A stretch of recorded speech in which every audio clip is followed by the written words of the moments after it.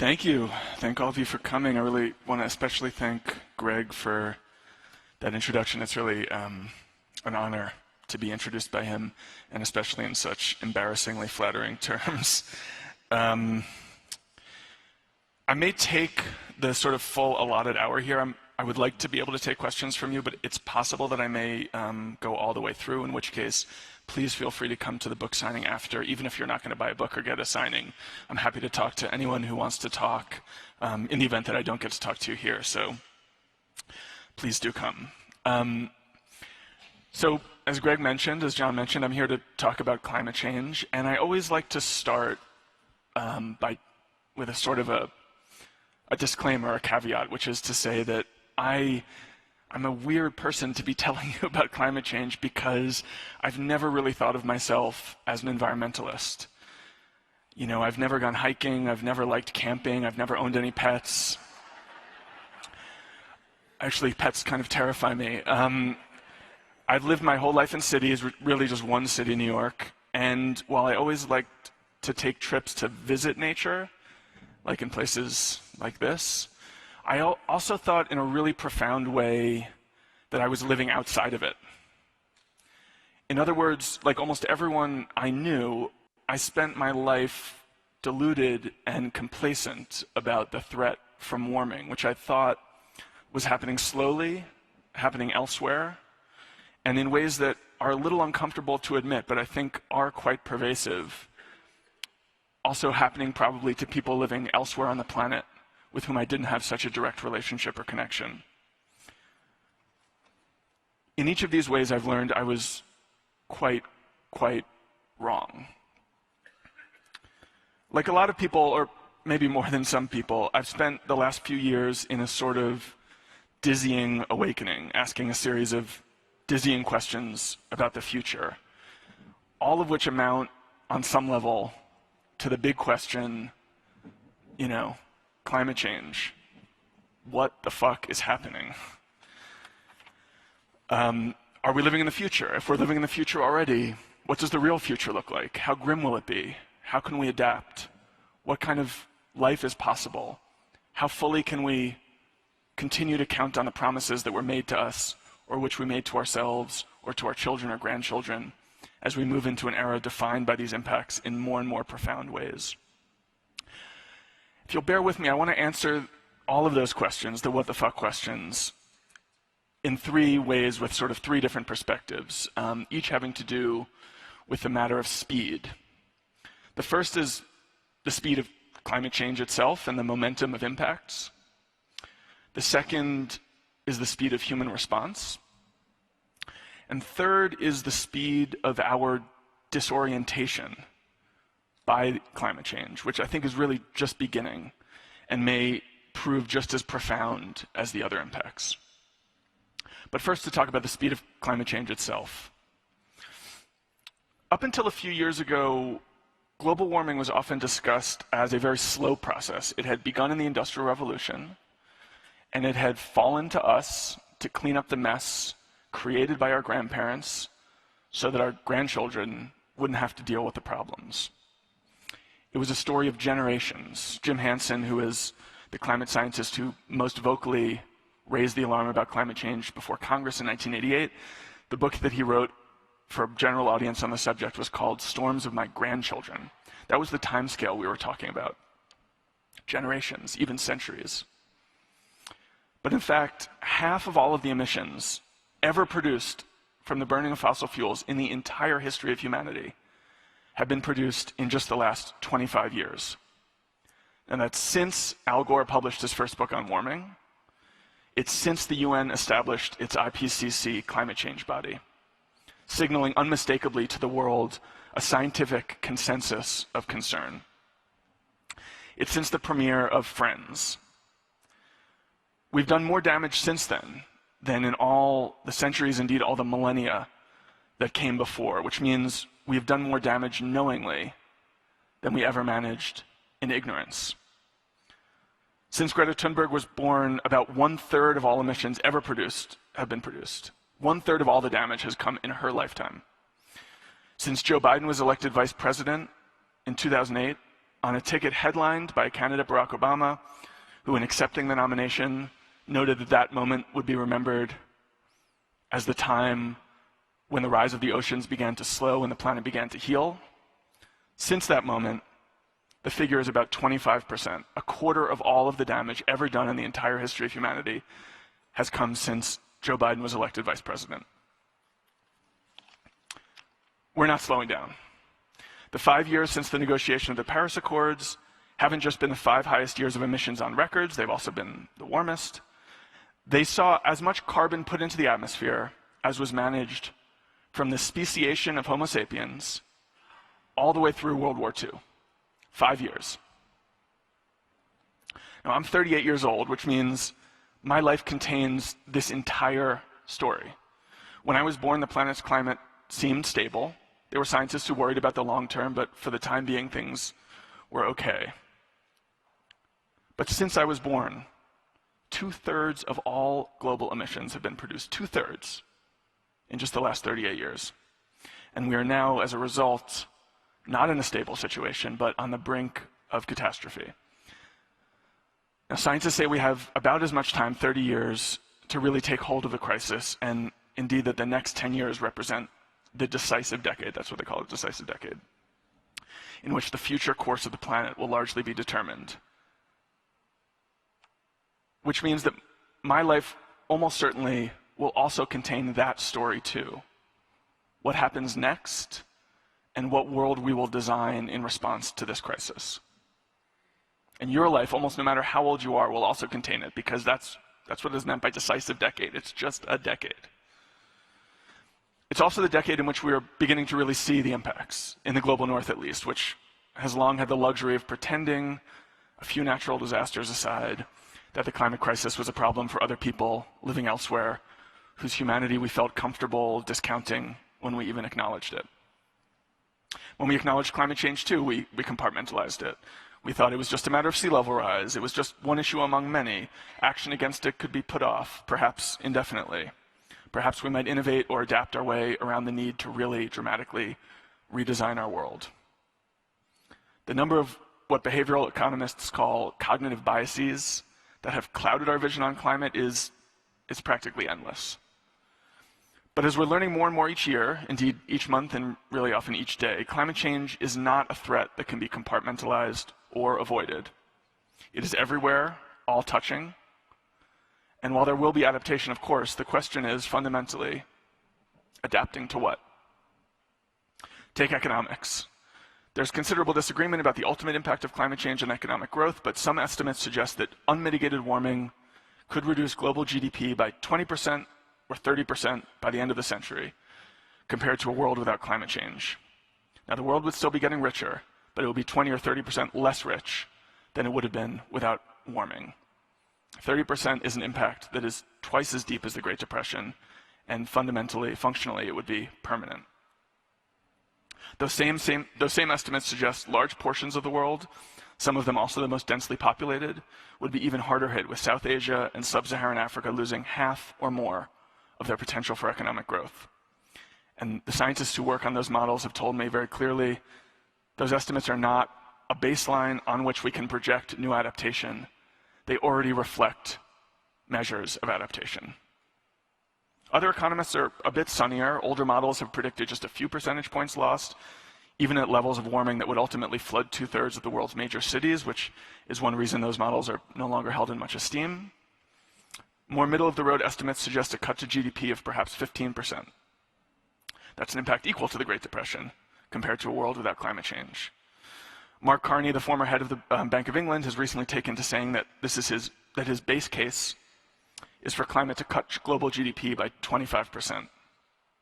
Now, keep in mind, we live in a country, at least, where expectations for economic growth are so important to our view of the future and our sense of current healthy prosperity and flourishing, that a decline in economic growth from 3 to 2% is enough to produce enormous political and social upheaval.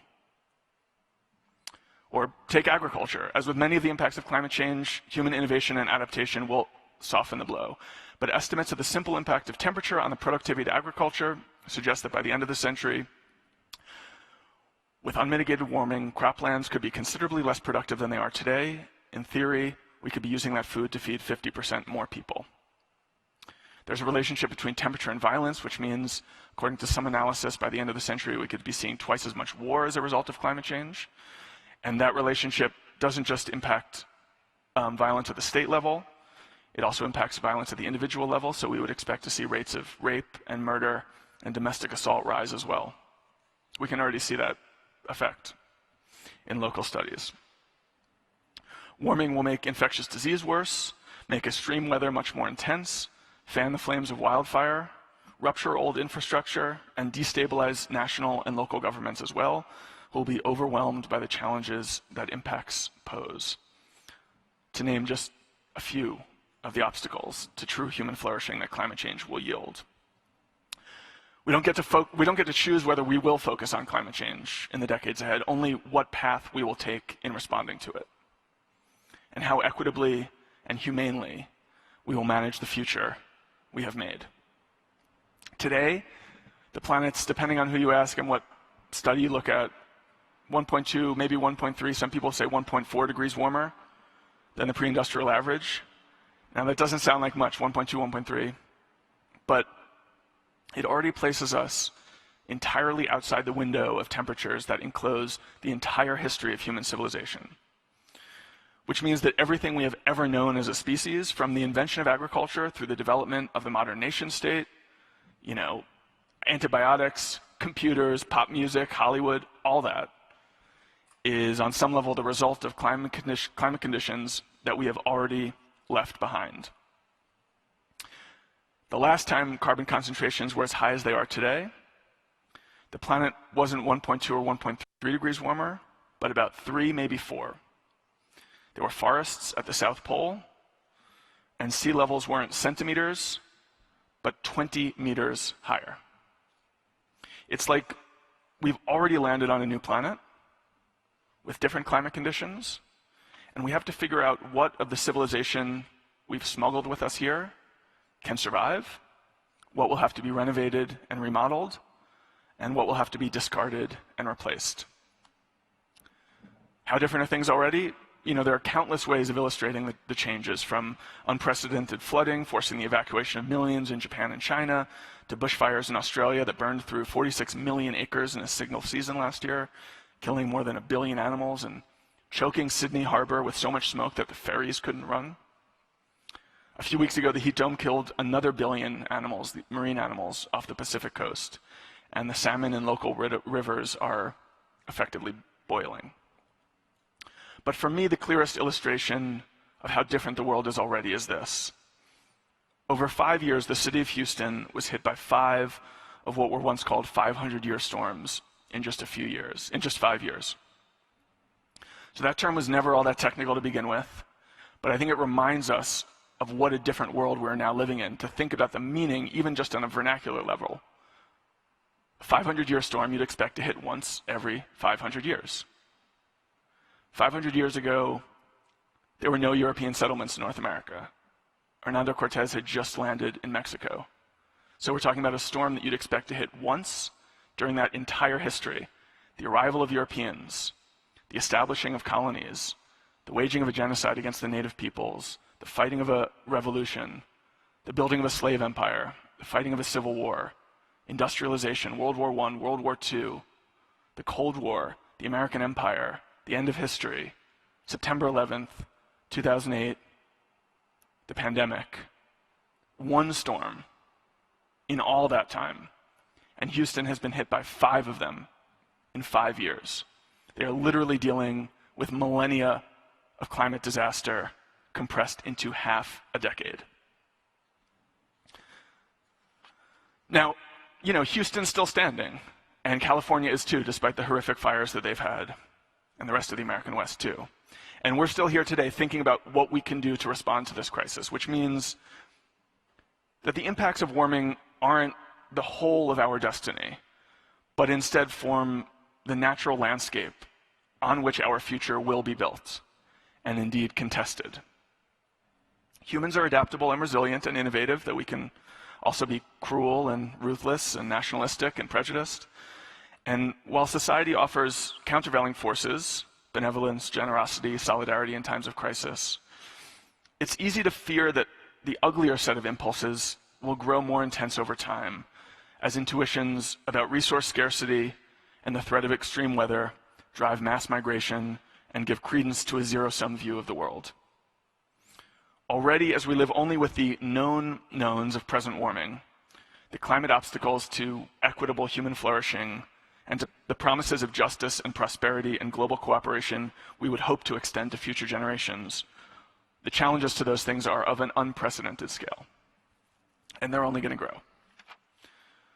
Especially since the signing of the Paris Agreement, we've all heard a lot about two particular warming thresholds, 1.5 degrees and 2 degrees. That second threshold, 2 degrees, has long been called catastrophic warming. Island nations have called it genocide, and African climate diplomats have called it certain death for their continent. Since Paris, scientists and activists and sympathetic politicians have often argued that we need to do everything we can to avoid 2 degrees of warming and to try to limit temperature to 1.5 degrees. They're right, we do need to move as fast as we possibly can. That's in part because every tenth of a degree matters. But 1.5 degrees is almost certainly, in my view, already out of reach. And far from a worst case scenario, 2 degrees may prove like a best case outcome. So what does that look like? Well, to begin with, it's been estimated that as many as 150 million additional people would die of air pollution at 2 degrees compared to 1.5. 150 million. That's death at the scale of 25 holocausts, or 10 great leaps forward. Flooding events that used to hit once a century could hit some places once a year. In the American West, wildfires that have terrified the world the last few years could grow sixfold, possibly more. In many cities in South Asia and the Middle East, it would be routinely so hot during summer that going outside, especially on hot days, and certainly working outside on those days, would mean risking heat stroke and possibly death, which is one reason the UN believes we may also see 200 million climate refugees by 2050, perhaps more. That could be a very bleak future at 2 degrees, and warming above that level is a very real possibility too, with the amount of suffering growing degree by degree, indeed by each tenth of a degree. That all sounds, I'm guessing, like bad news, which, it is. It's terrible news, obviously. But, the impacts only tell half the story.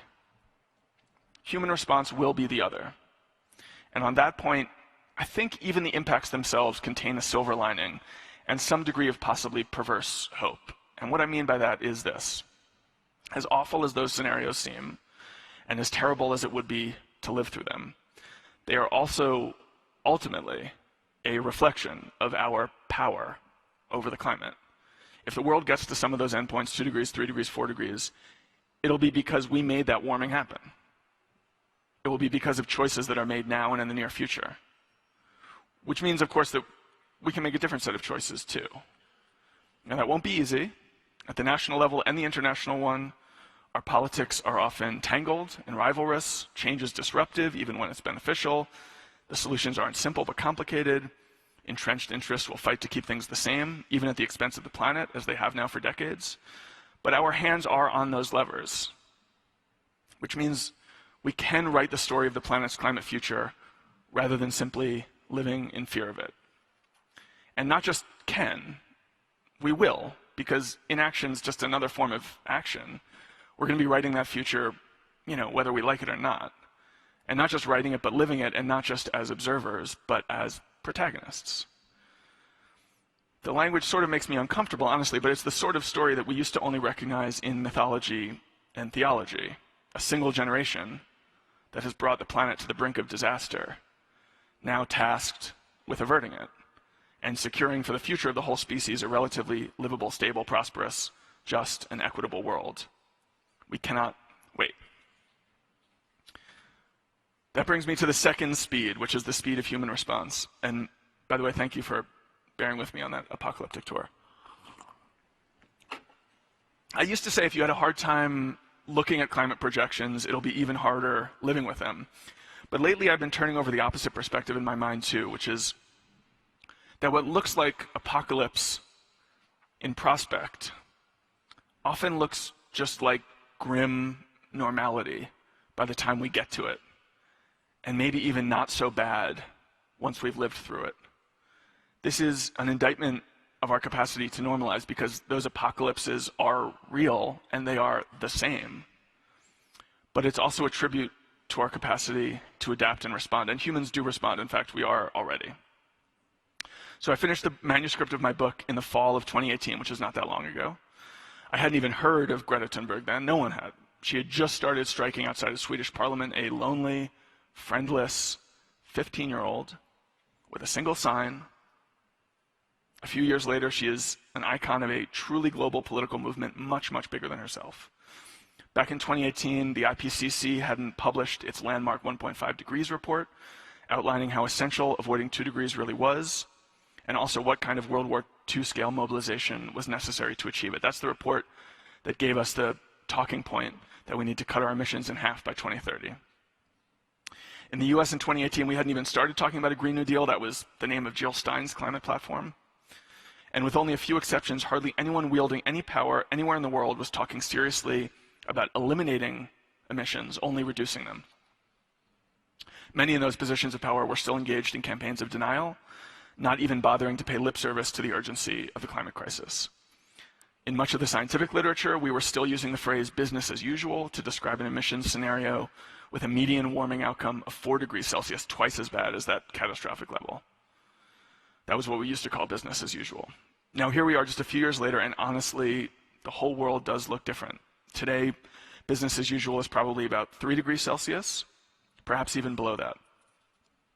There's been a global political awakening about climate change, not just with climate strikers, but all through the world's population, who are increasingly concerned about extreme weather and what it means for our future on the planet.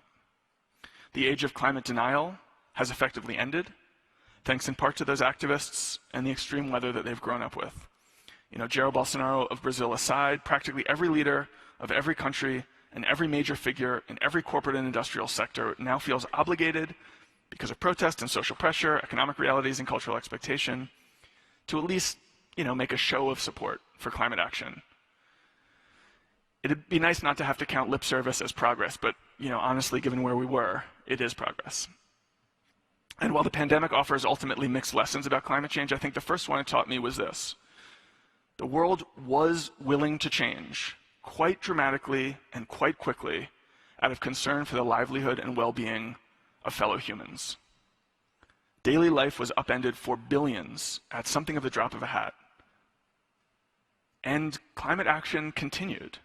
During the pandemic, ambitious net zero pledges were made in South Korea, by Japan, many of the member states of the EU and the EU itself, by Joe Biden in the US, and perhaps most consequentially by Xi Jinping in China. All told, more than 2/3 of all global emissions now committed, at least nominally, to a rapid pathway of decarbonization. And what's perhaps most remarkable about those pledges is that they were made outside the realm of international climate politics, not as a part of a Paris-style negotiation where some countries were bullying others, or in some cases just appealing to the better angels of their nature, shaming them, guilting them. But they were made by individual nations thinking about their own economic well-being in clear-eyed and rational ways, and coming to the conclusion that faster decarbonization was better for them no matter what anyone else on the planet did. Seeing that greener was better for them. Now, this signals a major sea change in the way that economists and policymakers see the challenge of decarbonization. For a generation, they worried that a green transition would be too burdensome and expensive, a moral necessity, but a difficult one it would be better to put off, if at all possible. Almost universally, they now see the equation in the opposite way, that decarbonizing faster will be better for everyone, with returns arriving much sooner. One estimate suggests the necessary investment would pay off 5-fold. Another, that the returns would show up within a decade. This is the logic, and it is powerful. Decarbonization will pay. This calculus isn't just true for well-off nations like the US, who've benefited most from warning and have the most resources to effect change. It's also true of the world's developing nations, if they could only get the support they needed from wealthy countries who have promised it to aid them in their transitions. This is all unprecedented and to some degree exhilarating. But just moving in the right direction, unfortunately, isn't sufficient given the timelines we're facing. Simply joining the race is not the same thing as winning it. And while in a certain way in 2021 it seems like everything has changed, when it comes to climate action, it's also simultaneously true that almost nothing has, or not yet. We're talking the right talk, but we haven't yet begun to really walk the right walk. In 2020, thanks to the pandemic, global emissions fell by about 7%, roughly the amount we need to cut each year to bring us in line with the IPCC goals of 2030. But we're not going to be cutting another 7% this year. In fact, nowhere close. The IEA just today published an estimate that 2021 emissions will be higher than 2019, 2022 will be higher than 2021, and 2023 will be higher than 2022. In the midst of the pandemic, I spoke with Christiana Figueres, who is the former head of the UNFCCC, which was basically the organization that organized the Paris Accords, who described to me the critical importance of COVID relief packages to come as an unprecedented opportunity for governments to invest in a new, stable climate future. We're going to be spending all this money, she said. We might as well be making our future livable. But the same IEA report that came out today found that only 2% of COVID relief spending was directed towards decarbonization. And the tragedy of that is clear when you look at just what is necessary, because another recent paper found that we could bring about global decarbonization for only about half of what had already been spent on COVID relief, which means we're already playing in the ballpark of spending that we would need to make this happen. We're just not focused on the right priorities.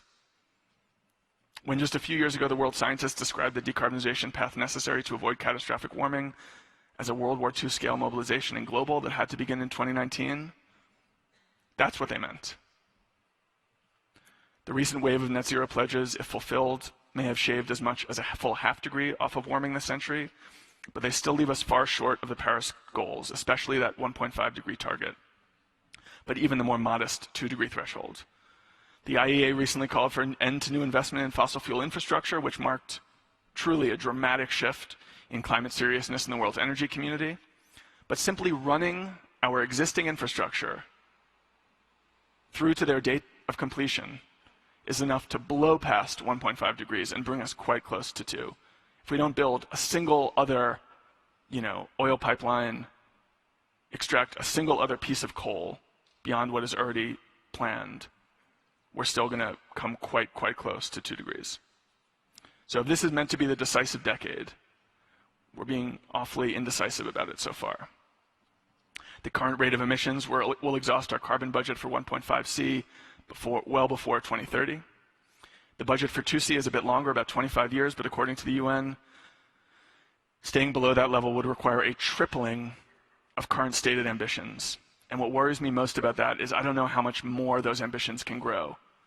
If Joe Biden wants to decarbonize the American electricity sector by 2035, I'm not sure that it's possible we could do it by 2030 or 2025. I think we already may have reached our maximal ambition when it comes to pledges, which means that the goal ahead of us it may be more important for us to make real the pledges that have already been made rather than hoping to raise the level of rhetorical ambition. It also means we need to make real and concrete the commitments of the wealthiest in the world to those with less, who might otherwise be stranded in a world pummeled by warming.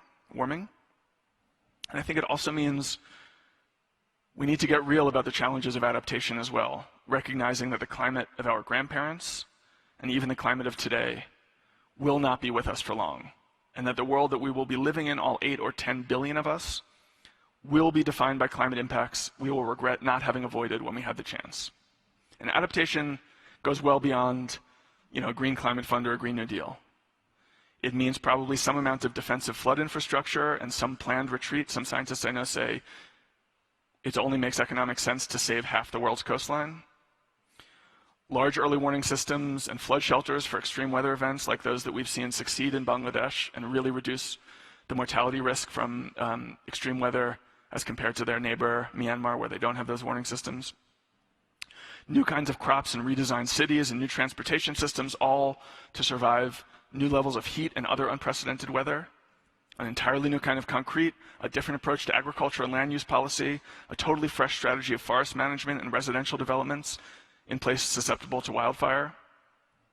Perhaps the eradication of mosquitoes via gene drive, and the building out of a massive negative emissions infrastructure, both natural and industrial. That's to take carbon out of the atmosphere that's already up there. Since just abating the hardest to decarbonize sectors of the problem, it was recently estimated, would require, if you wanted to use trees, it would require land 5 to 15 times the size of Texas.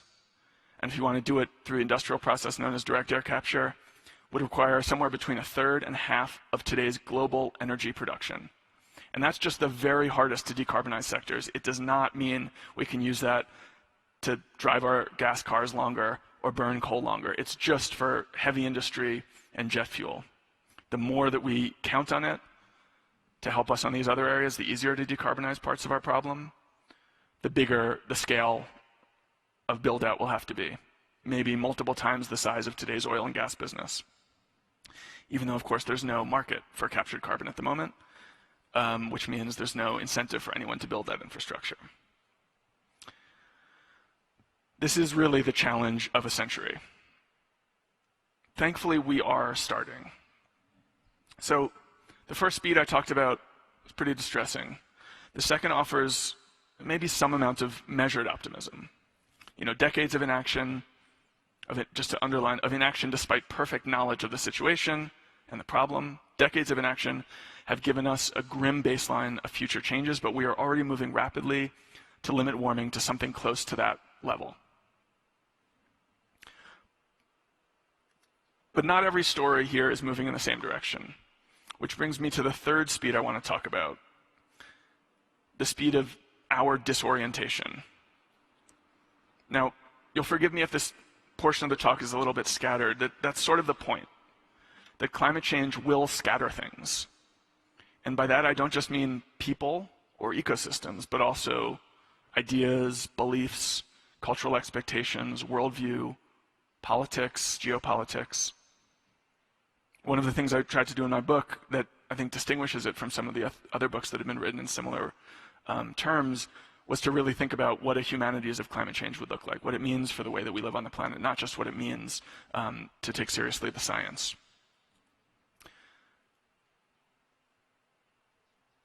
To take one personal example, you know, as mentioned earlier, I'm 38, I was born in 1982. I really grew up in the 90s, in the US of the 90s, in the New York of the 90s. And though I was sophisticated enough to be skeptical of it at the time, I also basically imbibed a kind of end of history vision of the future that would govern my life, which is to say, I really believed in progress.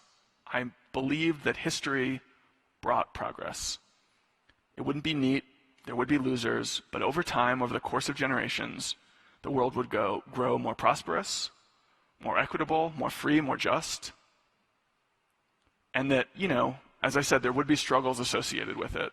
In addition to reading The End of History in high school, I also read the Unabomber's Manifesto. But I also thought that over time, we could really count on that trajectory. I don't believe that anymore. I went from thinking about the end of history to thinking about what looks like the end of the world. And that's not to say that progress is impossible or that the true end of the world is likely. I think it very much is not. But the set of deep in me, like reptilian expectations for the future have really been shaken by, you know, by September 11th, by the Great Recession and what that's meant, by the rise of China, but also in a very, very profound way by the threat of climate change and what it will mean for our future. Another disorientation is to knowledge and human certainty. Take the heat dome in the Pacific Northwest, which didn't just shatter heat records, it shattered them by so much that climate scientists are running around now really freaking out because their models didn't include the possibility of an event that extreme at this point in time with this amount of warming. And these are really sophisticated models. They don't just make a median projection. They have huge ranges. You know, not 5th percentile outcomes to 95th percentile outcomes. It's basically designed so that anything that happens, especially something that's happening just a few years in the future, will be contained by that work. And the Pacific heat dome, and to a lesser extent the flooding that we've seen even more recently in Germany, lay well outside of those models. which means we're really a lot more uncertain about all of this than we thought. And for people like me and the climate scientists who I speak with, that's really destabilizing. We used to treat these climate models, these climate projections as harrowing, as bleak as they were. At least they were a roadmap, especially if we're thinking about adaptation. This is our guide. This is what we need to do to respond. So what does it mean to have to distrust it, or to cast even larger shadows of uncertainty over our future than we have already? I think this is, a lesson we've also learned in the pandemic. There was a time in January, I was looking at the CDC site. They collected all of the models of how the pandemic would spread 2, 3, 4 weeks out. I think they had 25 or 30 models, and they all had the same 5th percentile to 95th percentile range of their projections. And 3 weeks later, the actual outcome of the pandemic lay outside of all but 2 of the 95th percentile confidence intervals for all of those models. So I think we're learning in a protracted way that maybe began with September 11th, just how unclear and uncertain we should be, how much we should build uncertainty and the idea of risk into our models of the future, mental models of the future, and how much precautionary action we should take in response to that risk, rather than assuming that risk is our friend.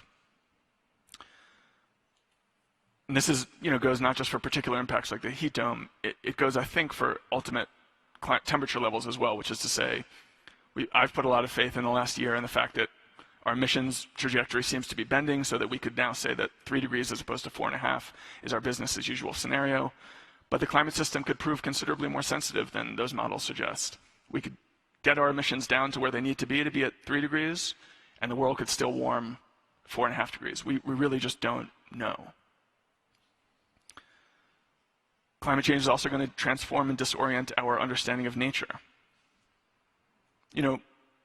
Truly, we've only ever seen nature as a conceptual category when it was under threat. When people truly lived in nature, they just thought of it as the world. We began to worry about it really in the Victorian era, when human progress became most visible, but we were also starting to notice things like, oh look, all the birds are dying. Now the insects are too.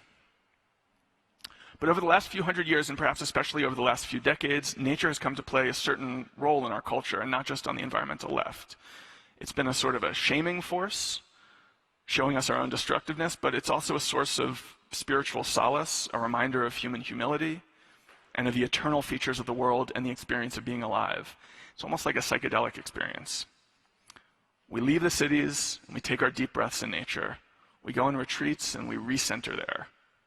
This is nature as counselor, guru, shaman, and friend.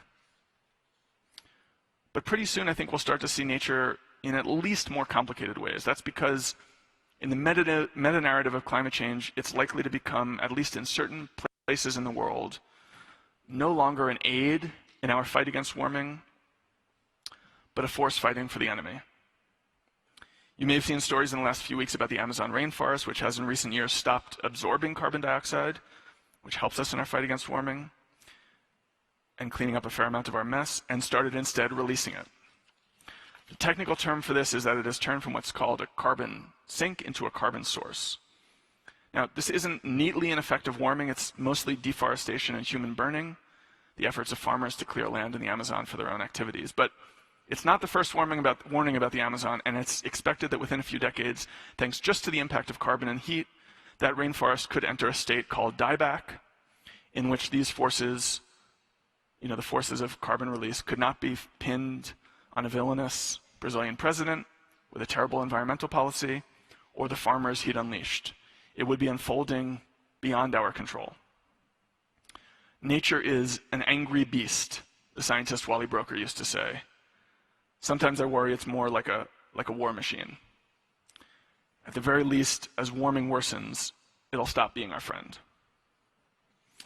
Warming will also disorient our understanding of time. And here I just want to quickly walk through a few effects, each of which suggest sort of different models of time. Since the beginning of industrialization, we have in the West built a model of linear time that's basically built on progress, the expectation of progress that I was talking about myself as a teenager.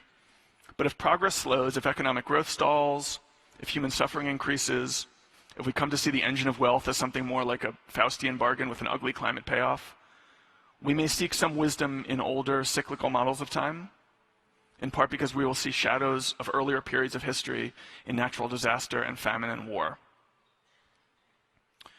Another disorientation: carbon hangs in the air for centuries, at least 300 years according to most estimates, and up to 1,000. This means that every ounce of carbon ever emitted in the whole history of industrialization is still up there, warming the planet. The climate doesn't care whether that ounce of carbon was emitted in Engels's Manchester or in China in the time of Xi. From the planet's point of view, the past, present, and future of fossil fuels are all the same. We're living in an eternal carbon present, though of course in the history of the planet it's something like the blink of an eye, merely the time it takes for a gas, carbon dioxide, to dissipate. And of course that piece of coal itself that we're burning is the result of millions of years of geologic pressure on plant life. That's why we call them fossil fuels. And that's the carbon that we're releasing when we burn it. When an iceberg melts or calves crashing into the sea, we're watching history being undone and rapidly, thousands, perhaps millions of years, released suddenly into the present. The melting, on the other hand, is slow. If we pass 2 degrees of warming and initiate the inevitable melt of the planet's ice sheets, that will take, at the very least, many centuries, perhaps millennia. Not climate change at warp speed, but the opposite, climate emergency unfolding at a tectonic pace too. Or perhaps theological pace, since the choices we make today may lock into inevitability processes that will be unfolding for millions of years after we're gone. And before I go, just one last example of disorientation, and one that maybe has a weird, upbeat, if hard to grasp, lesson. And that has to do with fires and smoke. I mentioned earlier, scientists expect fires in the American West are going to grow at least 6 times worse over the course of this century. It's actually by 2050. They don't know how to project beyond that because they expect that so much of the West will have burned at that point that we don't know what's going to grow back in its ashes, so we don't know how to model burning. In 2019, I wrote a magazine story about California fire. I spoke to Eric Garcetti, the mayor of LA, who's about to become the ambassador to India. He just turned 50. The year he was born, 60,000 acres in California burned. The year he was elected mayor, 2013, it was 600,000, a 10-fold increase. The year he was re-elected mayor, in 2017, it was 1.2 million, so a doubling in just 4 years. And the year before I spoke with him, 2018, it was 1.9 million, so it was a 50% increase in a single year. In 2020, the fires were more than twice as bad still, and they accounted for more than half of all air pollution in the American West, which means more particulate matter was being breathed in people in states like Idaho and California and Washington and Oregon and Arizona and Utah and all the way down the line. There was more pollution being breathed in by people in those states than had been from the burning of fossil fuels than had been produced by all human and industrial activity combined. That air is toxic. It makes respiratory disease worse, including COVID-19. It affects coronary disease and cancers of all kinds. It affects the development of children in utero and out of utero. And it changes the rates of premature birth and low birth weight so dramatically that the simple introduction of automatic toll collection in American toll plazas reduced them by 10 and 12%, simply because cars that drive through a toll emit less exhaust than ones who idle. The effect of those toll plazas was to reduce premature birth by 10 or 12%. In India, where air pollution is much, much worse, 350,000 stillbirths and miscarriages every year are the result of pollution. The country as a whole, it's been estimated, loses almost 10% of GDP to the effect of smog. Air pollution damages cognitive performance, so that we had this accidental study in LA where there was a local oil refinery accident. They had to put air purifiers in all the classrooms in a particular district, and the effect of putting that single air purifier in those classrooms was the same as cutting the class size by 1/3. It affects dementia. It makes doctors who are operating on you more likely to make mistakes during surgery. It affects the rate of mental health admissions, schizophrenic breaks, and crime. And though it's not precisely an impact of climate change, it is caused by the same thing that is caused by climate change. Wildfire is only a slice of it. It's mostly caused by the burning of fossil fuels. All told, air pollution kills 10 million people every single year. Now, that is a horror. I hope it goes without saying. A Holocaust, or maybe two, depending on how you want to count, every single year. And in the US, the figure is 350,000. 350,000 people died last year from air pollution. 350,000 is the same number as died last year from COVID-19. These are really awful facts, but they actually kind of suggest two hopeful things, believe it or not. The first is, so air pollution impacts are larger than almost any estimate of climate impacts this century, which means that as awful as the future I sketched out may sound, when it comes to human mortality, we already may be living with the worst of it today. We are maybe killing more people from air pollution than will die from climate change at any point in the rest of the century. That's a mark of our sociopathic detachment from all that human suffering, but it's also a sign that we can, to some degree, live amidst that suffering and still consider ourselves normal and our lives normal. The second thing is that air pollution is getting better. Probably it's already peaked, and as the world turns to renewable energy and electric cars, invariably it will get a lot better. One hopes especially in those countries in India and sub-Saharan Africa, where the costs are most intense today. That means that, again, at least in terms of human mortality, which isn't the only thing we should be measuring, but is really important, the worst of the impacts from the burning of fossil fuels may not just be with us today already, they may in fact be behind us. Now that's a bit dizzying. I still don't know how to precisely wrap my head around it as someone who's looked at the threat of climate change now for years as a sort of an onrushing wave of suffering, which will get worse. And it is that.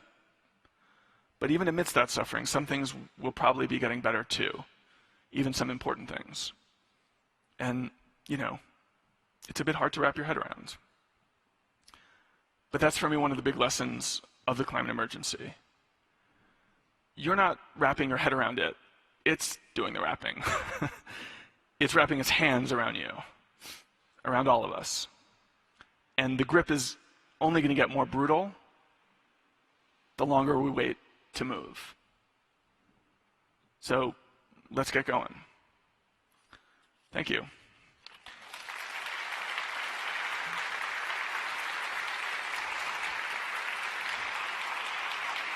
I think I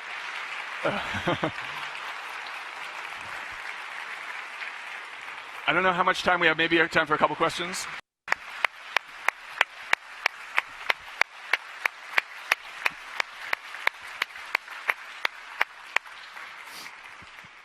David, thank you. So we've got some time for a few questions. Microphones in the aisles. Please put your hands up high. There's one right here. This gentleman. Thanks. Well, I appreciate your sense of urgency about this, but I'm nearly double your age, as most of the people in this room are, and we have been hearing the same warnings and clarion calls really since well before Rachel Carson. And we are at the stage where we really need to examine what we do about it, I think. And, there are papers from 40 years ago, like the constitutional implications of a no-growth society. And when you think about what we have to do about it, it's going to take a major social overhaul. And we need to start thinking how we're going to affect all these changes, because it doesn't happen overnight. And I think the thing we have the most control over are our social institutions and how they're run, and we need to start making the call to maybe get a no-growth society, or something as radical as Josh Clark's podcast, I think you probably heard of, The End of the World, where it goes through the Fermi paradox and the great filter But maybe it's just time for the humans to let go and let environment go on with the rest of the life. Thank you. Yeah, I mean, at dinner the other night, I described myself as a human chauvinist, so I don't want to let humans let go. And I also am, for possibly naive reasons, not yet ready to abandon the hope of growth and future prosperity, too. I think that as someone who's benefited enormously from it, I don't want to see a world in which we deprive that possibility deprive billions of people who are still, compared to our standards, quite poor, deprive them of the possibility of getting wealthier and healthier. I think, all of the challenges that you're describing are real. This is an incredibly complicated system to undo, especially when you get into some of the harder corners of the decarbonization problem. We know how to do at least half of it very well and very quickly through decarbonizing the power sector. That's not to say that we will do it. It's disruptive. There are people who want to argue on the other side. But it's not a conceptual problem. And because of this sea change that I was talking about in economic and policy thinking, I don't even think it's a political problem if it's sold properly, which is to say it does require considerable public investment, state investment. Thankfully, the world is becoming much more open to that project on all fronts, although they haven't yet done it so well on climate change. But that payoff will come quite quickly. And if we are addicted to prosperity and growth, as I think to some degree we are, and to some degree in unhealthy ways, nevertheless, we can point to decarbonization as an opportunity for future growth, not a need to run away from it.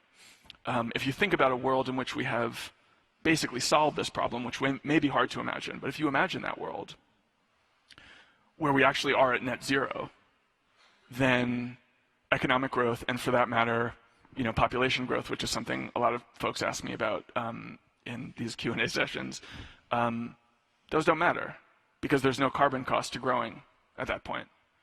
Now, can we get that far? I think we certainly can. The question is on what time scale. And on that, I somewhat share your view. I often say if we had a century at this point to solve the problem, I'd be feeling really good. I think we were off to a really good start, actually. The price of renewables is collapsing. The scale of installation of them is like off the charts high. Unfortunately, we've already lost the opportunity to preserve the climate even the climate we're living in today. Certainly the climate that we all grew up in. And the timelines are much shorter than that, which means we need to move much, much more quickly. But I think we also need to think about the adaptation side of the equation, not in the spirit of abandonment that you mentioned, although to some degree in terms of managed retreat from coastlines, that will be a part of it. But in terms of what we can do to design a future that's more resilient and more just. And I think there are a lot of things that can be done there. And to a degree, they've been sort of underemphasized by the climate movement, which has been so, powerfully, but maybe myopically focused on decarbonization, which is ultimately just half of the problem.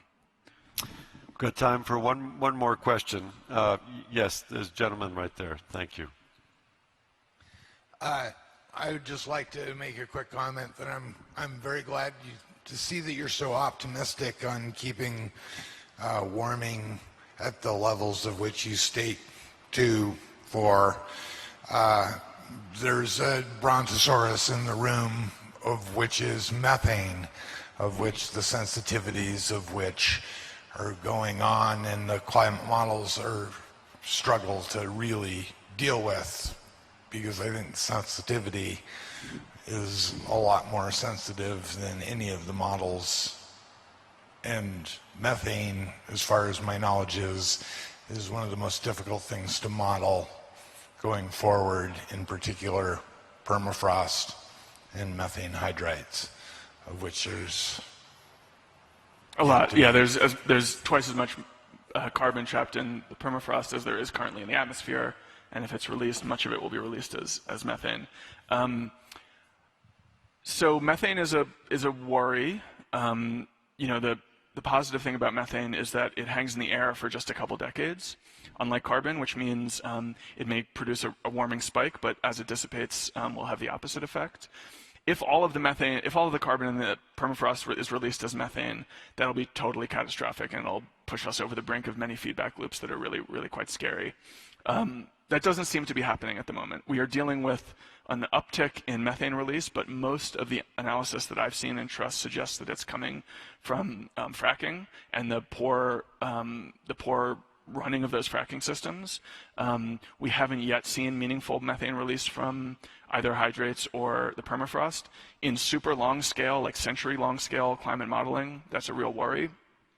But on the century scale that most of us are thinking about, personally, I don't put it that high on my list of concerns. I think that it's unlikely to dramatically change the course of our warming trajectory. Although, as I said earlier, uncertainty is uncertainty, and we need to take precaution. We need to believe in the precautionary principle and take it seriously, and not treat risk and uncertainty as an excuse for inaction, but the opposite. David, thank you so much. Thank you.